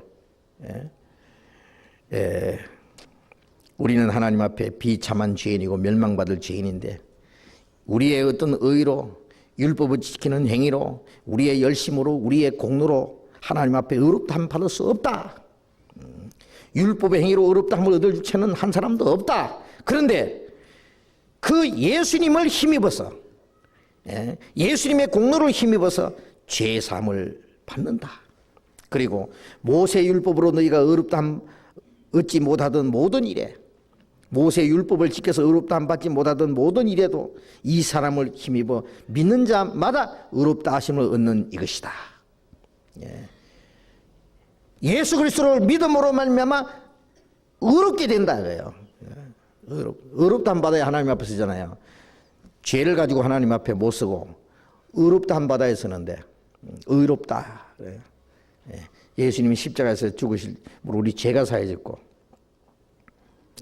그 사실을 믿을 때 믿음을 의로 여긴다 그랬어요. 의롭다 그런 거예요. 의로운 사람으로 봐주는 거예요. 십자가에 죽으신 예수님은 우리 죄를 대속하셨고, 부활하신 예수님은 우리의 의가 되셨어요. 그래서 고린도전서 15장에 예수님의 죽으심은 마지막 아담으로서 죽으셨고, 부활하신 예수님은 둘째 아담입니다. 둘째 아담. 새로운 시작이에요. 로마서 4장 25절에 예수는 우리 범죄함을 위하여 내어줌이 되고, 죽는데 내어줌이 되고, 우리를 의롭다 하심을 위하여 살아나시느니라. 그러니까 주님의 죽으심과 나와 무슨 상관이 있느냐? 내 죄를 사하셨고, 부활하신 예수님은 나의 의가 되셨다. 그래서 예수님이 나의 의예요. 고린도전서 1장 30절에 너희는 하나님께로 나서 그리스도 예수 안에 있고, 구원받은 사람은 예수님 안에 있고, 예수님은 하나님께로 나와서 너희에게 의로움과 거룩함과 구속함이 되셨다. 주님이 우리의 구속이고 우리의 의가 되셨어요. 의. 우리의 거룩함이 되셨어요. 주님의 우리의 의다. 의. 자, 이것이 복음이고 그것이 구원받을 수 있는 말씀입니다. 그래서 사도행전 11장 다시 돌아가서 11장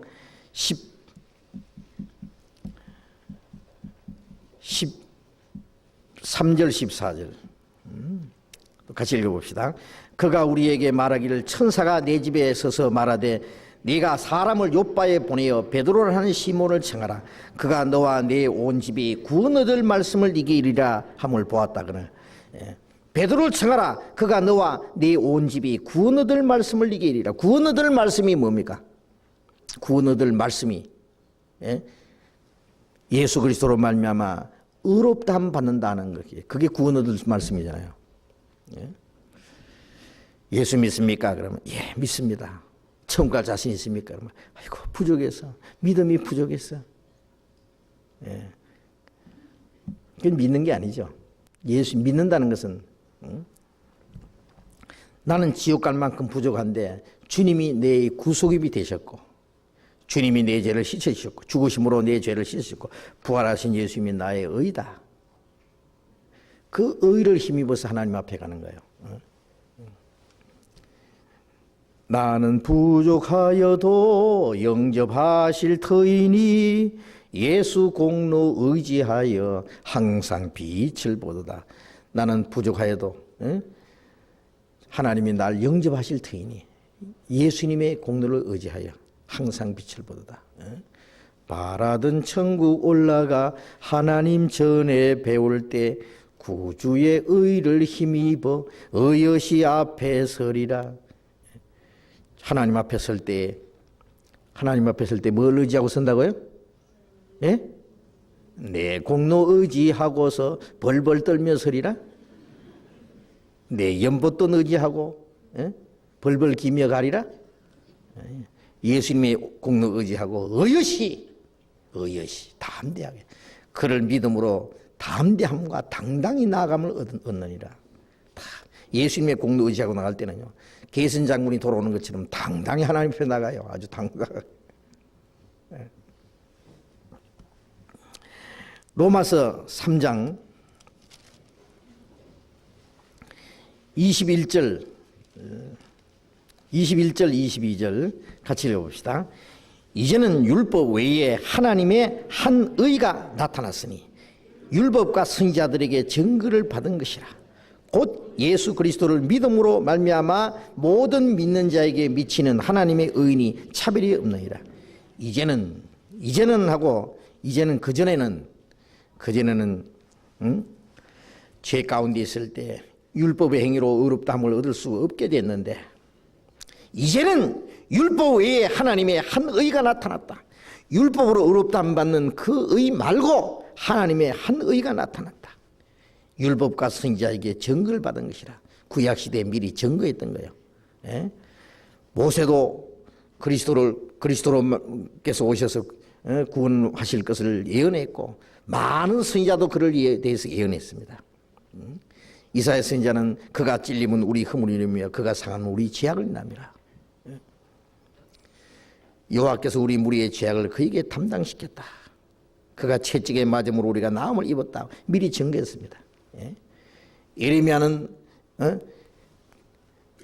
그를 믿는 자마다 의롭다함을 얻을 것이다 하는 것을 오래전에 미리 예언했습니다. 많은 선지자들이 거기서에 대해서 예언했습니다. 율법과 선지자들에게 증거를 받은 것이다. 미리 그리스도에 대해서 증거했다고 말이죠. 믿음으로 말미암아 의롭다함 받을 걸 증거한 거예요. 모든 믿는 자에게 미치는 하나님의 의인이 차별이 없느니라. 예수 그리스도를 믿음으로 말미암아 모든 믿는 자에게 미치는 하나님의 의인이, 모든 믿는 자에게 주시는 의인이 차별이 없느니라. 똑같이 제 앞에 만일 들어올 때 말이죠, 옷을 한 벌씩 다 만들어 놓고 옷을 입혀준다면요, 들어올 때 옛날에는 이 잔치집에요, 그 임금들 잔치집에는 예복을 따로 준비해 놨대요. 예복을. 들어올 때 참 뭐 자기 입고 있는 옷 다 벗고 예복을 딱 입고 쫙 들어오면요, 들어올 때는 저쪽 밖에서 들어올 때는 뭐 좋은 옷 입고 좀 허름한 입고 작업복 입고 뭐 신식 옷 비싼 옷 입고 들어오는 사람 있지만은 옷 다 벗으라 그러고 똑같이 입혀놓으면요, 이 안에 들어오면 어떻게 똑같잖아요. 구원받기 전에는 자기가 어떤 사람이든지 간에 자기 죄도 벗어버리고 자기 공로도 다 벗어버리고 오직 예수 그리스도의 의를 참 입혀주는 거예요. 예수 그리스도의 의로 모든 믿는 자에게 미치는 하나님의 의인이 차별이 없다는 것은 모든 사람이 똑같아요. 똑같아.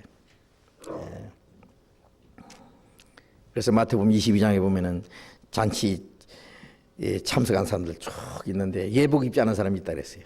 임금이 와서 보고, 친구여 어찌 예복을 입지 않고 들어왔느냐. 그러니까 유구문이다. 저놈을 꽁꽁 묶어서 바깥 어두운 데 내던지라. 슬피 울미 이를 갈미 있으리라. 그 예복 입지 않은 사람 꽁꽁 묶어서 바깥 어두운 데 슬피 울는 이를 가는 것에 대해 지옥이죠. 지옥으로 쫓겨났어요. 교회당에 나와 앉았지만은 예복 입지 않은 사람이 있어요. 예복 입지 않은 사람. 이 예수 그리스도의 의가 옷입니다. 옷. 그렇죠.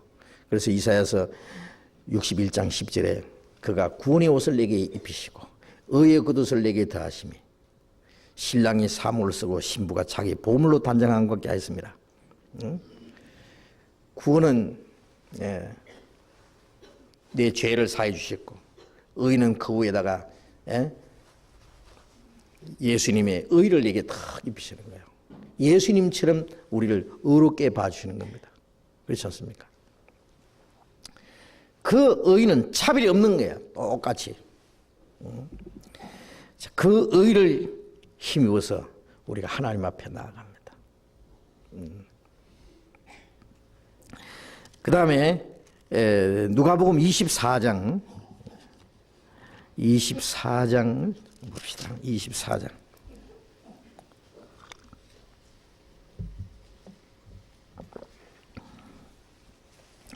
(24장) 46절.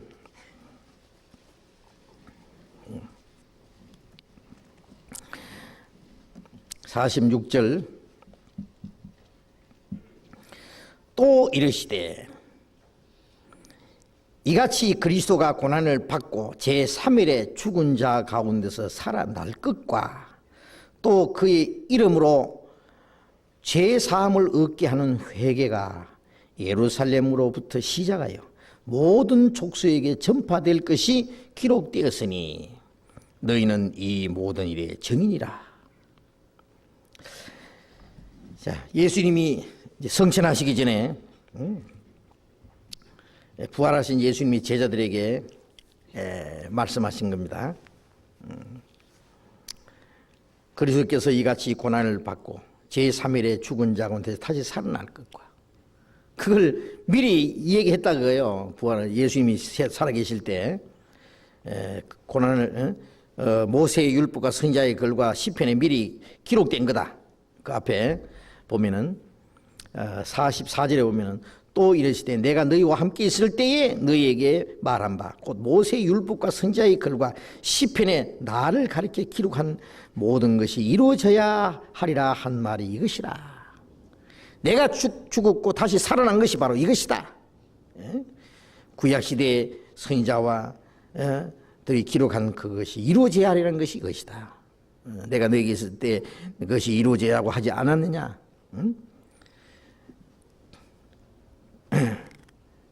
그리스도께서 고난을 받고 제3일에 죽은 자가 다시 살아날 것과 그 이름으로 제3을 얻는 회개가 예루살렘부터 시작하여 모든 족속에게 전파될 것이 기록되었으니, 예루살렘부터 시작해서 모든 족속에게 전파될 것이 미리 기록이 됐다. 구약성경에 미리 기록이 됐다. 너희는 이 모든 일의 증인이라.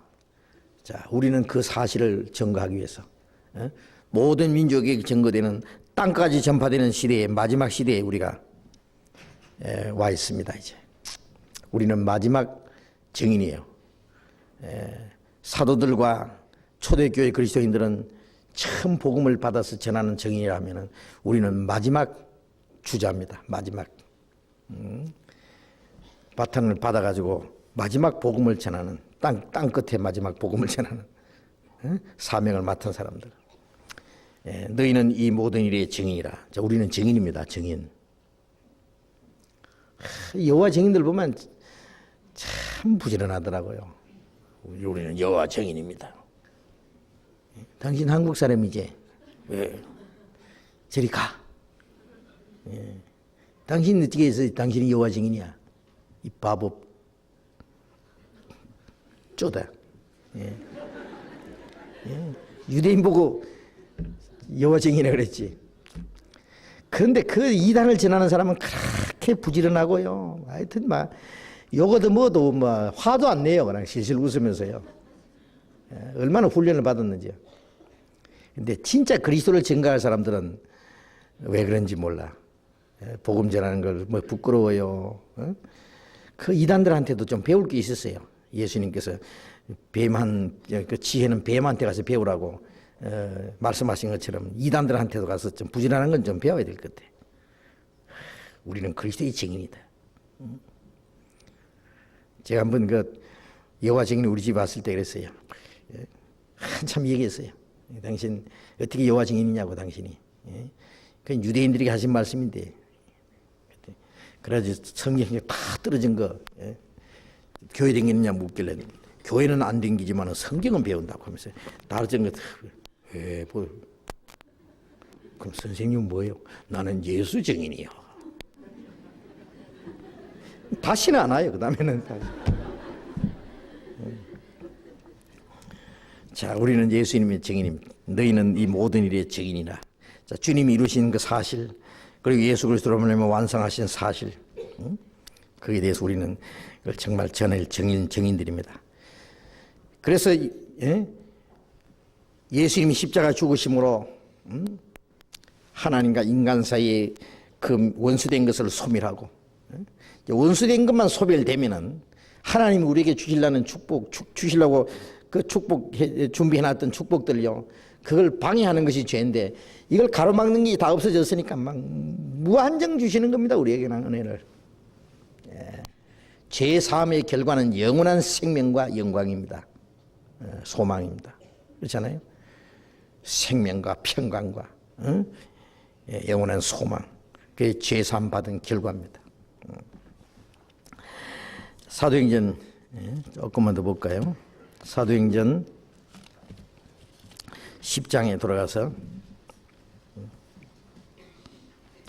10장 44절, 베드로가 이 말할 때에 성령이 말씀 듣는 모든 사람에게 내려오시니 베드로와 함께 온 할례 받은 신자들이 이방인들에게도 성령 부어주심을 인하여 놀라니 이는 방언을 말하며 하나님 높임을 들음이라.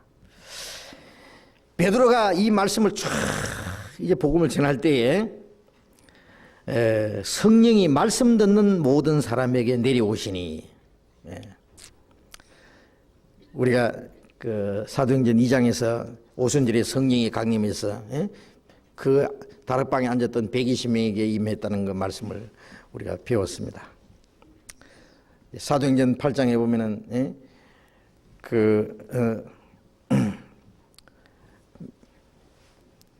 빌립이 저 사마리아에 가서 복음을 전했습니다. 그 다음에 사마리아도 하나님의 복음을 받았다는 말을 듣고 베드로와 요한이 내려가서 구원받은 사람들을, 믿는 사람들에게 안수를 하니까 성령이 임했다 그랬어요. 성령이. 또 사도행전 19장에도 보면은 에베소에 있는 사람들이 가서 바울이 복음을 전했습니다. 그들이 구원을 받았습니다. 바울이 그들에게 안수하며 성령이 그들에게 임하심으로 방언도 하고 예언도 했다 그랬어요. 그런데 여기는 안수한 일이 없어요. 베드로가 이 말할 때 성령이 말씀 듣는 모든 사람에게 내려오시니, 성령이 말씀 듣는 모든 사람이 내려오셨다. 자, 왜 이 말씀을 이렇게 기록해 놨냐면은 성령은 안수를 해서 사실 받는 게 아니에요. 안수를 하든 안 하든 성령은 언제 오시느냐 하면은요, 말씀을 듣고 깨달을 때 성령이 오셔요. 그렇죠? 그래서 갈라디아서 3장 2절에 보면은 너희가 성령을 받은 것은 율법을 행위로냐, 율법 행위로냐, 듣고 믿음으로냐. 듣고 믿을 때에 성령이 오셔요. 그 성령은 어디에 오십니까? 로마서 8장 16절에 성령이 친히 우리 영으로 더불어 우리가 하나님의 자녀인 것을 증거하시나니. 성령이 친히 우리 영으로 더불어 우리가 하나님의 자녀인 것을 증거해요. 성령이 오시면은 예수님 머리 위에 성령이 강림하여서 이는 내 사랑하는 아들이요 기뻐하는 자라고 증거하신 것처럼 성령이 우리 안에 오시면 우리가 하나님의 자녀라는 확신을 깨닫게 해요. 죄 사해 주신 걸 믿게 하고, 하나님이 나를 구원하셨다는 사실을 믿게 하고, 내가 하나님의 자녀인 것을 확신시켜줘요. 그 성령이 오신 증거예요. 그 성령이 어디서 오시냐? 성령이 우리 영에 오셔요. 우리 속에 오셔요. 그런데 오순절에 성령이 강림하실 때예요, 각 사람 머리 위에 불의 혀 같은 것이 갈라지는 것이 각 사람 머리 위에 임한 것이 보였다 그랬어요. 또 사도행전 8장에 베드로와 요한이 가서 안수할 때 성령이 임했다고 하는 것도 그 시몬이라는 사람이 이래 보니까 사도들이 안수함으로 성령 받는 것을 보았다 그랬어요. 그래서 돈 보따리 가져와서 그 은혜를 내게도 주어서 나도 다른 사람에게 안수하거든 성령을 받게 해주시오 그랬잖아요. 그럼 시몬이라는 사람이 볼 수 있었다는 건 뭘 봤어요? 안수함으로 성령 받는 것이 어떻게 보여요? 오순절에 성령이 강림했다는 거라든지 각 사람 머리 위에 임했다는 것도 눈으로 보이게 나타났잖아요. 이적으로. 또 안수함으로 성령 받는 것도 눈으로 보게 나타났어요. 사도행전 19장에도 안수함으로 성령을 받는지라 그들이 방언도 하고 예언도 하니 그 이적으로 나타난 거예요. 여기도 마찬가지로 이 말할 때 성령이 말씀 듣는 모든 사람에게 내려오시는 것을 알 수 있었어요. 어떻게? 베드로와 함께 온 할례 받은 사람들이 이방인들에게도 성령 부어주심을 인하여 놀라니 베드로와 함께 온 그 형제들이, 같이 온 고넬료 집에 같이 온 형제들이 이방인들에게도 성령 부어주심을 인하여 놀라니 이는 방언을 말하며 하나님 높임을 드립니다. 방언은 이적이잖아요. 이적. 아주 이적 중에 작은 이적이에요. 그래서 사도행전에 안수함으로 성령을 받았다든지 성령 받는 것을 보았다든지 알았다든지 이것은요 전부 이적으로 나타난 겁니다. 그걸 알아야 돼요. 그럼 왜 이적으로 그걸 보여줬느냐? 너희가 믿을 때 성령을 받았느냐? 그러니까 에베소의 사람들에게 우리는 성령이 있다는 말도 못 들었다. 성령이 있음을 듣지도 못했다. 예수님이 가시면은 성령을 주신다고 했는데 성령이 오신다는 것을 무엇으로 보여줘야 되잖아요. 이적으로 보여줘야 돼요. 그것이 신약의 기록이 돼야 돼요. 사도행전의 기록이 돼야 돼요. 그래서 성령은 우리 영에 오십니다. 영에. 그래서 저는 생각할 때 이 고넬료의 집에서 말씀을 들을 때 성령이 말씀 듣는 임했다는 것은요 그들에게 영에게도 오시고 그리고 이적으로도 나타나고 두 가지가 동시에 됐다고 저는 생각합니다. 동시에 된 겁니다. 오순절에 성령 받은 사람들도 그들이 구원 오순절에 성령이 오심으로 그들 안에 그날에 너희가 내 안에 내가 너희 안에 요한복음 14장 20절에 있는 대로 그날에 성령이 오시는 날 너희가 내 안에 내가 너희 안에 너희가 알리라. 오순절에 성령이 강림하심으로 실제로 그들 속에 성령이 거하시는 거예요.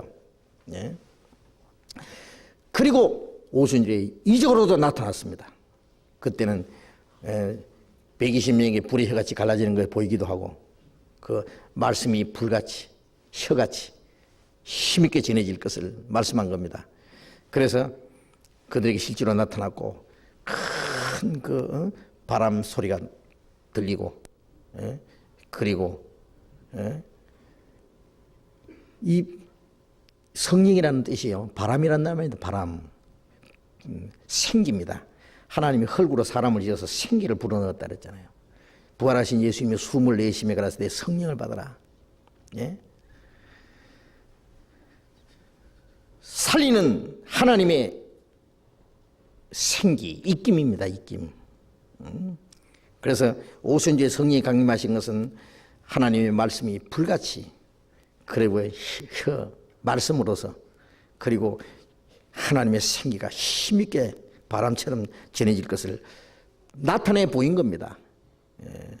개인에게 성령이 임하신 동시에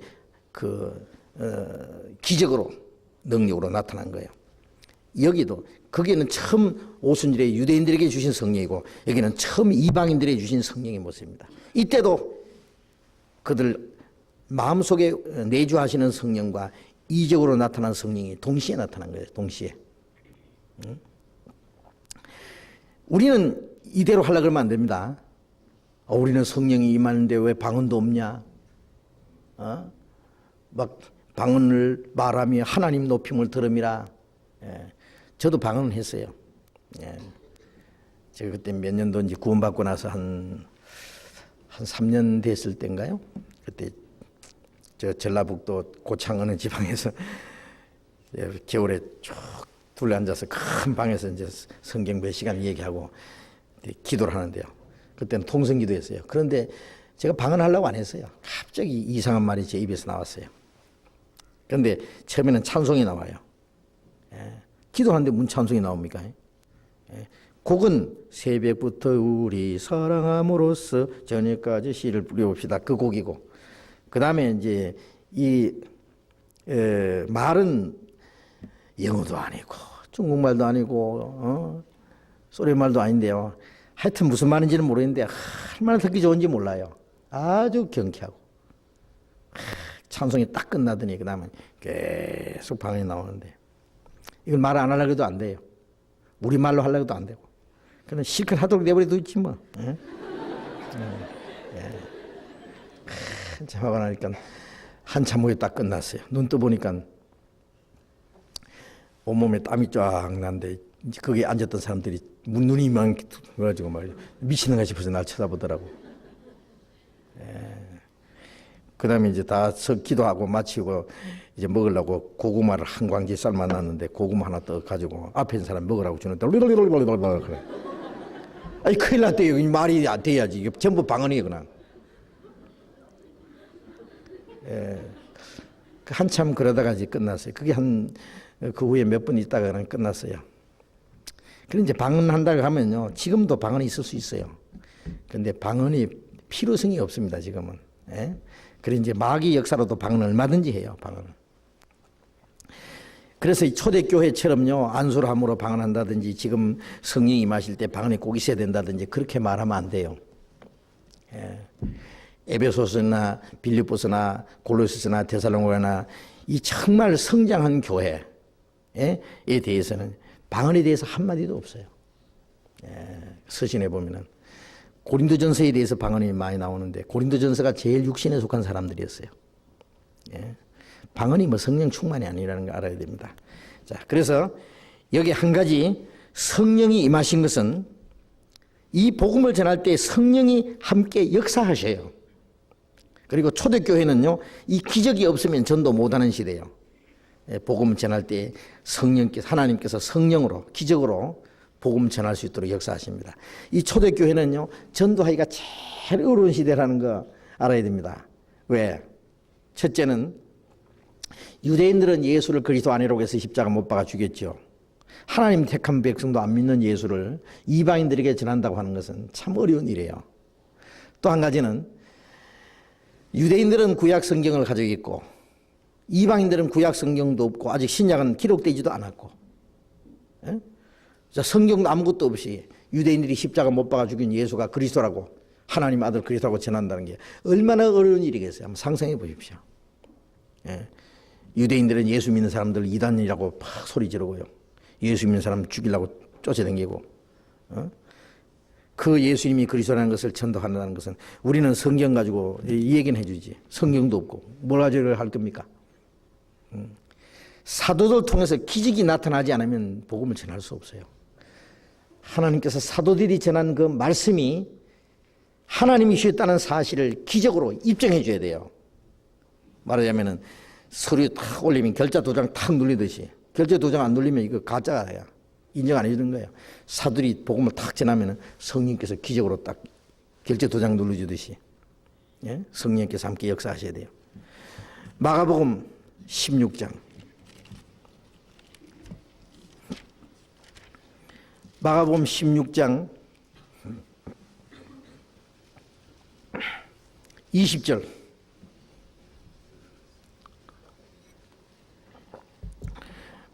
(16장 20절) 같이 읽어봅시다. 제자들이 나가 두루 전파할세 주께서 함께 역사하사 그 따르는 표적으로 말씀을 확실히 증거하시니라. 제자들이 나가서 두루 전파할세 주께서 함께 역사하사 그 따르는 표적으로 말씀을 확실히 증거하시니라. 표적은 말씀을 증거하기 위한 수단으로서 따르는 표적으로 말씀을 확실히 증거하시니라. 말씀을 증거하기 위해서 기적이 나타나는 거예요. 또 히브리서 2장 봅시다. 히브리서 2장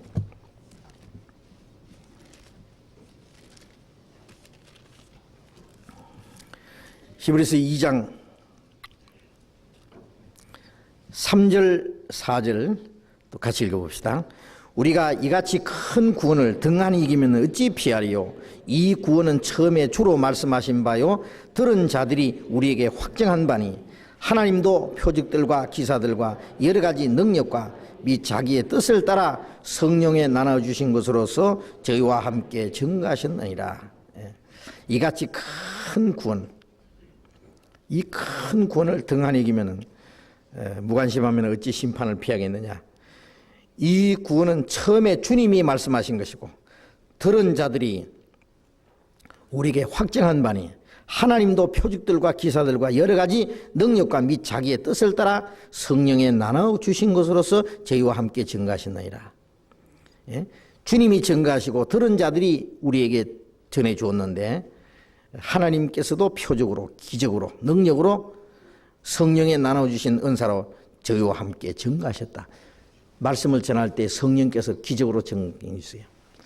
그럼 지금은 왜 기적이 안 나타나느냐? 지금은 기적이 필요 없어요. 왜? 이제는 사도들이 죽기 전에 신약이 완성되고, 사도들이 죽기 전에 신약이 다 기록돼야 돼요. 그리고 하나님이 사도들과 함께 역사했다는 사실이 신약에 기록돼야 돼요. 그 기적으로 역사했다는 사실이 기록되고, 이제 기록된 말씀이 쭉 전해지는 동안에, 그리고 우리 시대에 와서는 성경이 제일 많이 깨달아지는 시대예요. 우리가 뭐 과거에 있는 성도들보다도 믿음이 좋아서 성경 많이 깨닫는 게 아니고, 시대적으로 우리는 제일 많이 알 수밖에 없는 시대. 왜? 우리 시대에 와서 마지막 풀어지는 말씀은 그 몇십 년 전만 해도 그는 못 깨닫는 거예요. 우리 시대에 와서 깨달아지거든요. 이제 성경에 있는 말씀이 더 많이 깨달아지는 동시에 이적의 필요성이 없어져요. 이 화살표 있잖아요. 뭐 인천, 뭐 저쪽 가면 안산, 뭐 저리 가면 수원, 이 화살표를 써놨다면은 그건 처음 가는 사람에게 화살표가 필요해요. 안내판이 필요해요. 그 길을 아는 사람에게는 그 필요 없잖아요.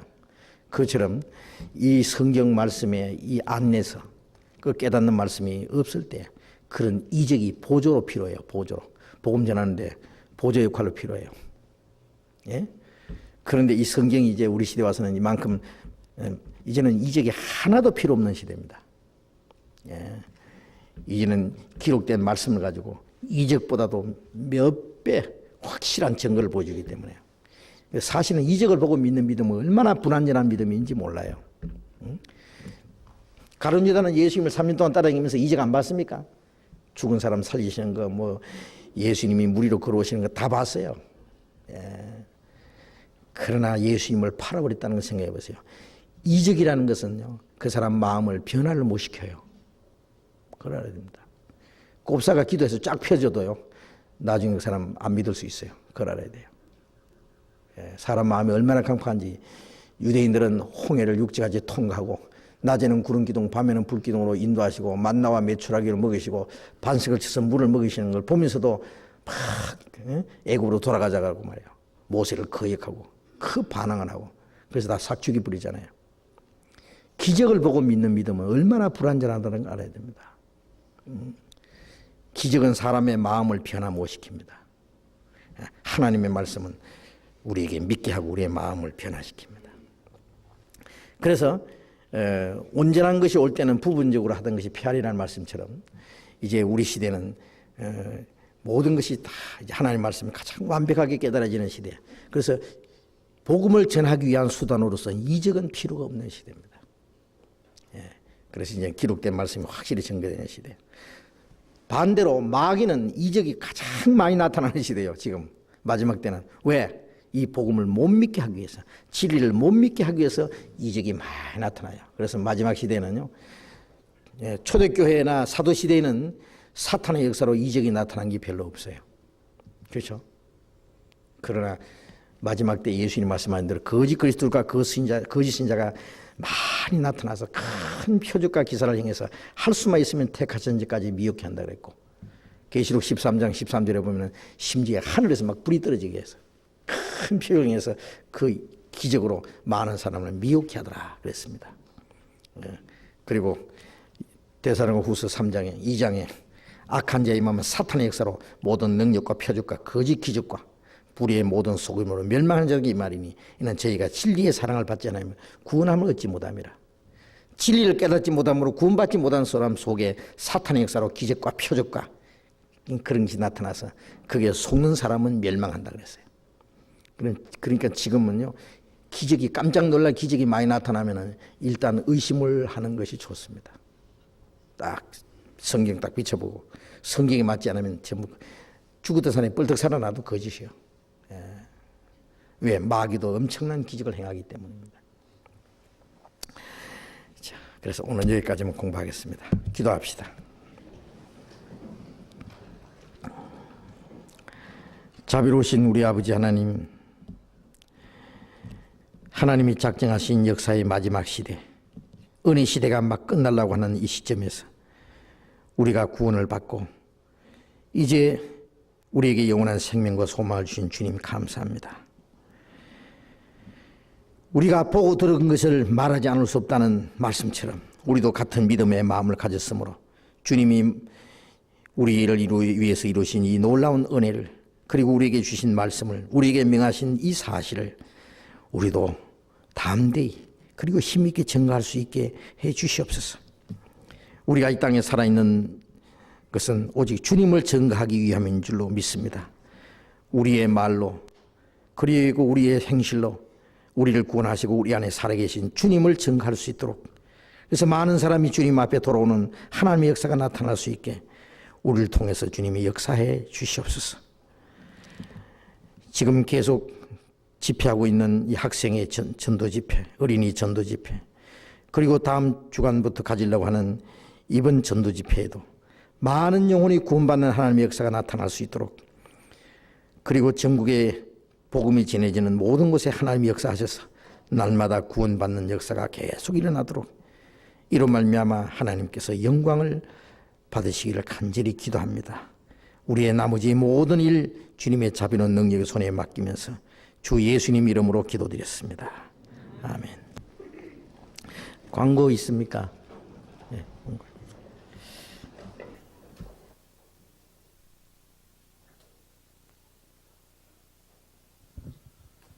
교회 학교 초등부 교사들은 한 번도 빠짐없이 말씀 후에 남아주시기 바랍니다.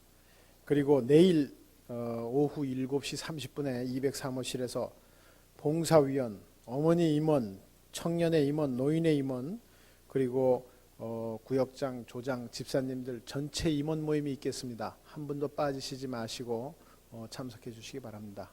다음 주에 있는 전도 집회 특별히 계획하셔가지고 다음 주 이 오후에는 시간을 좀 비어서 전부 다 참여할 수 있도록 이렇게 좀 계획을 좀 해주시기 바랍니다. 또 주일학교 전도 집회하고 중학교 전도 집회를 위해서 기도해 주시기 바랍니다. 광고 마치겠습니다. 예, 전도 집회 다음 주간에 아시죠? 미리 기도하시고 전도하실 분들 잘 정해 놓으셨다가 만에 이번에도 전도해서 구원받을 수 있도록 도와주시기 바랍니다. 마치겠습니다. 조심히 돌아가시기 바랍니다.